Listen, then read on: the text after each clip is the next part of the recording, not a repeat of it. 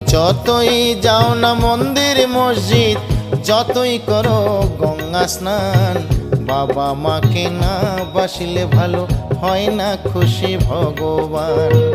বাবা মাকে না বাসিলে ভালো হয় না খুশি ভগবান।